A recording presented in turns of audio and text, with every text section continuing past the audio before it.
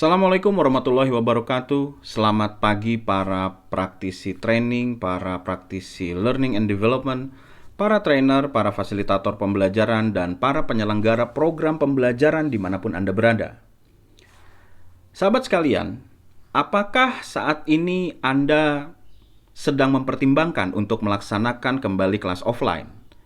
Atau saat ini Anda sedang mempertimbangkan untuk menggunakan model blended learning, paduan antara kelas offline, kelas online dengan metode-metode tertentu? Atau saat ini, apakah Anda sedang do nothing? Memilih untuk tidak melakukan apa-apa dulu, wait and see, hingga akhirnya Anda menemukan satu momen di mana Anda bisa melaksanakan kelas offline kembali. Apapun pilihan Anda, saya harap pilihan-pilihan tersebut sudah dilandasi oleh berbagai analisa yang kuat, didukung dengan data-data yang jelas, dan juga keputusan tersebut nantinya adalah keputusan yang mengandung risiko yang sangat minim.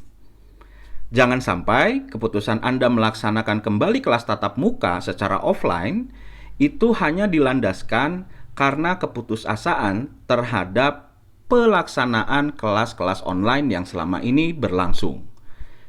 Jadi kita hindari risiko-risiko berbagai macam kemungkinan-kemungkinan yang tidak kita inginkan, kita hindari, termasuk salah satunya yang utama begitu adalah penularan COVID-19. Nah, sahabat sekalian, ada hal yang menarik. Saya melakukan survei kecil-kecilan. Saya melakukan studi terhadap beberapa perusahaan, terhadap trainer, terhadap penyelenggara program-program pembelajaran. Dan juga saya mengajak diskusi beberapa peserta, beberapa orang yang pernah mengikuti program-program pembelajaran online. Cukup menarik temuan saya. Jadi ternyata untuk sebagian besar orang, ya, untuk sebagian besar kalangan, yang namanya online training atau pembelajaran online itu adalah kelas offline yang sama persis secara durasi maupun aktivitas, lalu dilaksanakan dengan menggunakan media perantara, yaitu kamera dan layar. Jadi, kelas online ini adalah kelas yang sama persis seperti kelas offline, namun ada perantara media dan layar. Secara durasi, secara aktivitas, itu sama persis. Artinya, kalau dalam kelas offline para peserta itu bertatap muka dengan trainer selama 7-8 jam, maka dalam kelas online hal tersebut juga berlaku. Ya, trainer bertatap muka dengan peserta melalui layar dan kamera selama 8 jam. Wow, luar biasa gitu ya. Saya membayangkan siapa orang yang sanggup melakukan hal tersebut gitu.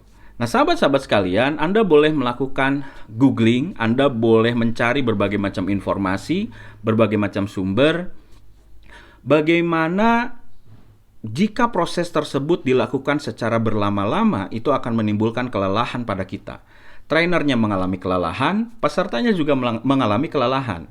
Apalagi komunikasinya terganggu akibat jaringan atau koneksi internet di kita ini kurang terlalu baik. Ini menjadi sebuah kendala-kendala, ya, menjadi kendala-kendala di dalam penyelenggaraan kelas online. Ya, sahabat sekalian. Jadi ternyata persepsinya seperti itu. Ini sebuah hal yang cukup menarik. Ya. Kita bisa bayangkan, apalagi trainer nih, menatap kamera secara terus-menerus berjam-jam, lalu matanya juga terkena sorotan lampu. Peserta juga demikian. Dia menatap layar secara terus-menerus, fokus begitu. Bisa dibayangkan betapa melelahkannya apabila pelaksanaan kelas online seperti itu. Prinsip bahwa kelas online itu harus memiliki suasana seperti kelas offline, ya. Jadi kelas online itu dibuat sedemikian rupa supaya memiliki suasana pembelajaran yang mirip seperti kelas offline. Itu dimaksudkan untuk mendorong pesertanya supaya punya motivasi belajar yang baik, supaya peserta tidak merasa asing ketika belajar di kelas online. Karena suasananya, situasinya dibangun sama persis mirip seperti di kelas offline, ya. Namun hal tersebut sekali lagi tidak berlaku untuk durasi, ya. Jadi prinsip itu hanya berlaku untuk mendorong. Jadi konteksnya adalah mendorong atau menciptakan suasana belajar, ya, supaya pesertanya mau belajar secara lebih baik lagi, terdorong belajar untuk secara lebih baik, tidak merasa asing, ya, merasa nyaman-nyaman saja dengan belajar di kelas online karena situasi dan suasananya dibangun seperti di kelas offline, ya. Nah, secara durasi lalu bagaimana? Oke, saya ajak Anda untuk menyimak bagian berikut ini. Saya ilustrasikan yang namanya kelas offline itu biasanya berlangsung dalam satu hari. Satu harinya terdiri dari 8 jam. Aktivitasnya terdiri dari pagi-pagi dimulai jam 8, itu dimulai dengan pembukaan, lalu ada ice breaking, lalu ada lagi perkenalan trainer, lalu setelah itu ada presentasi materi, ada kemudian juga tanya jawab, ada juga kemudian presentasi materi lagi, lalu kemudian ada simulasi, lalu kemudian ada presentasi lagi, ada praktek, dan setelah itu kesimpulan. Itu semua berlangsung seharian dalam waktu 8 jam. Nah, kalau model ini mau kita ubah menjadi kelas online, apakah sama delivery-nya, desainnya untuk penyampaiannya seperti yang tadi juga, 8 jam secara berturut-turut? Nah, saya ajak Anda untuk menyimak bagan satunya lagi.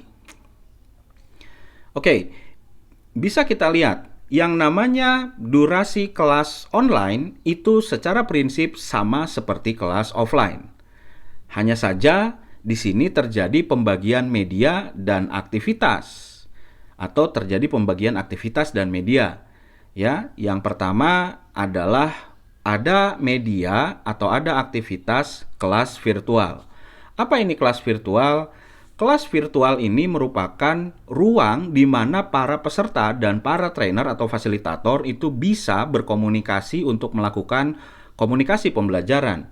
Contohnya seperti apa? Contohnya seperti berkenalan, berdiskusi, bercanda, kemudian juga menyampaikan instruksi, menyampaikan informasi link pembelajaran, sharing informasi-informasi yang berdasarkan pengalaman, sharing buku, sharing e-book, dan sebagainya. Jadi semua komunikasi pembelajaran di dalam training selama satu hari tersebut, selama satu harian itu terjadi di dalam kelas virtual. Ya, kelas virtual ini bisa difasilitasi, bisa diakomodir oleh Learning Management System atau oleh LMS. Namun bagi kita yang tidak memiliki LMS, bisa menggunakan media-media komunikasi mobile, seperti contohnya adalah WhatsApp, Telegram, Line, dan sebagainya. Jadi yang pertama adalah kelasnya kelas virtual. Nah, di dalam kelas virtual ini kita bisa tentukan waktu efektifnya misalkan 2 jam. Ya, jadi dari seharian itu waktu efektifnya adalah 2 jam. Artinya yang 8 jam sudah terambil 2 jam untuk dialokasikan ke pembelajaran di kelas virtual. Kemudian yang berikutnya adalah media di mana peserta bisa melaksanakan belajar secara mandiri. Apa saja belajar secara mandiri itu?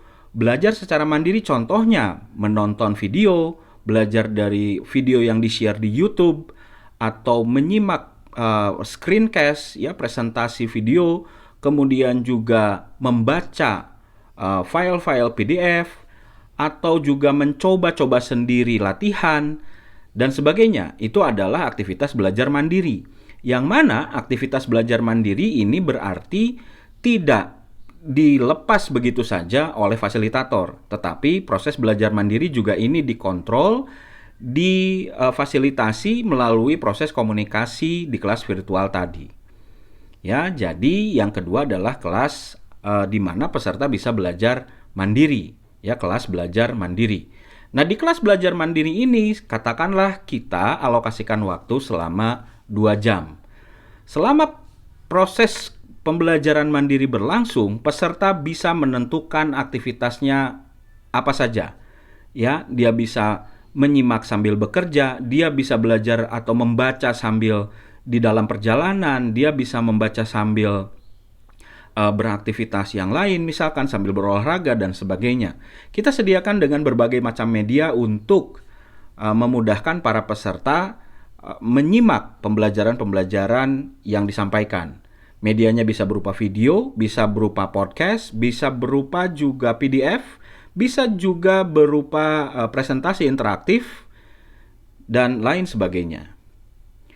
Nah, yang ketiga, barulah ada kelas live interaktif. Inilah kelas yang biasanya terjadi komunikasi langsung antara peserta dengan fasilitator. Di kelas live interaktif ini kita menggunakan platform online meeting seperti contohnya Zoom, Webex, Google Meet, Lux, dan sebagainya. Nah, sahabat-sahabat sekalian, tadi kita sudah menggunakan atau sudah mengalokasikan 2 jam untuk kelas virtual di WhatsApp misalnya. Lalu kita juga alokasikan 2 jam untuk kelas belajar mandiri. Jadi kita total punya 4 jam. Nah, sisanya dari 8 jam itu tinggal 4 jam lagi. Sisa yang 4 jam ini kita bisa alokasikan 3 jam untuk kelas tatap muka secara online dengan menggunakan platform online meeting. Jadi dari durasi 8 jam itu, totalnya untuk pertemuan tatap muka dengan berbatas layar dan kamera itu hanya 3 jam, bukan secara keseluruhan 8 jam berturut-turut. Ya, jadi durasinya tatap muka di layarnya itu, di kameranya itu maksimal hanya 3 jam. Ya, apa yang dilakukan di dalam kelas tatap muka berbatas layar ini? Yang dilakukan adalah trainer mengecek pemahaman-pemahaman peserta. Trainer misalkan memberikan kuis.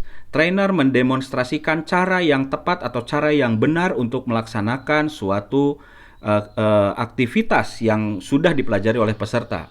Lalu trainer juga memberikan feedback. Trainer memberikan contoh. Trainer mendiskusikan kasus-kasus bersama peserta. Jadi isinya sudah lagi bukan tentang teori-teori, konsep-konsep, dan sebagainya. Itu kelas live online atau kelas live interaktif. Dan yang terakhir, yang 1 jam, kita masih punya waktu 1 jam. Ini dilakukan atau digunakan untuk apa? Ini bisa kita alokasikan untuk misalnya melaksanakan tes atau melangsungkan diskusi di kelas virtual. Ya, jadi kita alokasikan lagi. Ada proses diskusi, ada proses tes, begitu. Misalkan tesnya, post tesnya itu setengah jam, lalu setengah jam lagi ada diskusi penutupan di kelas virtual yang tadi menggunakan WhatsApp atau menggunakan LMS yang ada.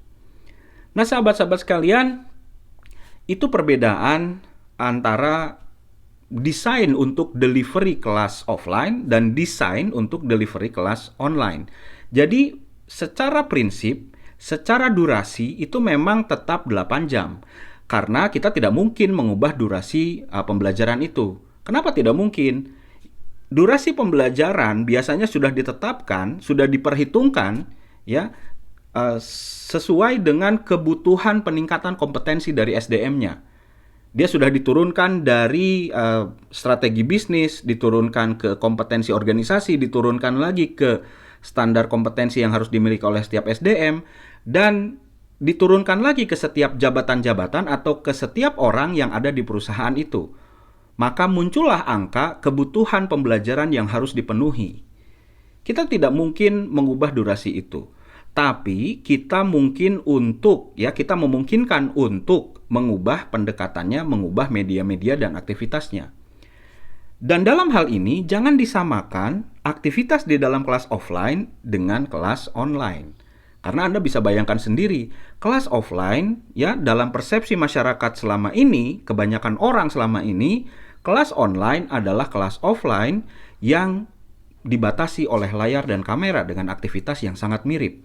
Jadi persepsinya adalah tatap muka dalam kelas online itu berarti menatap layar dan menatap kamera secara terus-menerus selama 8 jam. Dan kita bayangkan betapa melelahkannya cara seperti itu. Melelahkan untuk trainer, melelahkan untuk peserta, melelahkan untuk host dan fasilitator begitu ya. Akibatnya apa? Akibatnya tidak mendapat apa-apa dari pelatihan itu kecuali kelelahan. Ya, dan oleh karena itu, makanya ini yang menyebabkan pelatihan-pelatihan online atau pembelajaran online dinilai tidak efektif. Ya, tenang dulu, sahabat sekalian, sabar dulu. Jangan buru-buru memutuskan melakukan offline training, karena itu berisiko. Apalagi kalau kitanya tidak siap. Manajemen fasilitas sarana prasarana sumber daya di kitanya belum siap. Ya, berbahaya sekali. Kita periksa kembali, kita periksa lagi apakah desain online training kita atau pembelajaran online kita sudah tepat. Ya.